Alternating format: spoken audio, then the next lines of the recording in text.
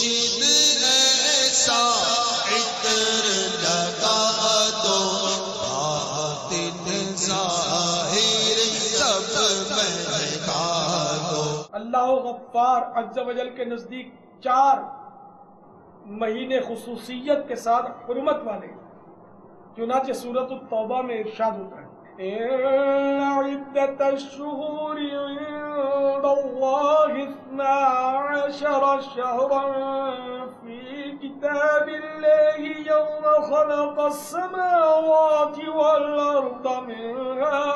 4 حُرُمٌ ذلك الدين القيم فلا تظلموا فيهن أنفسكم وقاتلوا المشركين كافة كما يقاتلونكم كافة واعلموا أن الله مع المتقين۔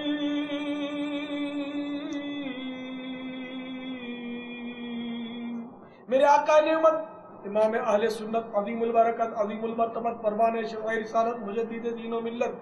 عالم شریعت پیر طریقت باعث خیر و برکت حامی سنت ماحی بدعت مولانا شاہ امام احمد رضا خان علیہ رحمت الرحمن اپنے شعراء آفاق ترجمہ قرآن کنز الایمان میں اس کا ترجمہ کچھ یوں کرتے ہیں، بے شک مہینوں کی گنتی اللہ کے نزدیک 12 مہینے ہیں۔ اللہ کی کتاب میں جب سے اس نے آسمان و زمین بنائے ان میں سے 4 حرمت والے ہیں، یہ سیدھا دین ہے، تو ان مہینوں میں اپنی جان پر ظلم نہ کرو اور مشرکوں سے ہر وقت لڑو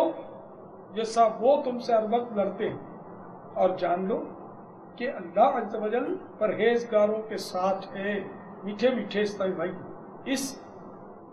آیت مقدسہ میں قمری مہینوں کا ذکر ہے جس کو ہم مدنی مہینے بولتے ہیں، مدنی مادہ اور سویرے بولتے ہیں۔ چنانچہ مسلمانوں کو چاہیے کہ رجب شریف کا خوب احترام کیا کریں۔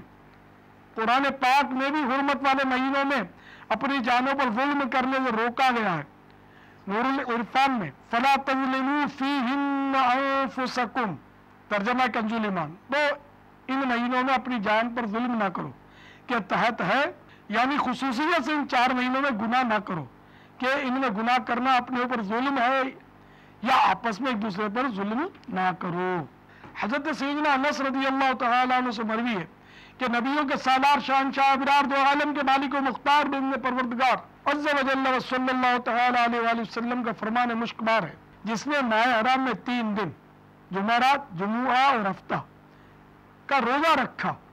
اس کے لیے 2 سال کی عبادت کا ثواب لکھا جائے گا۔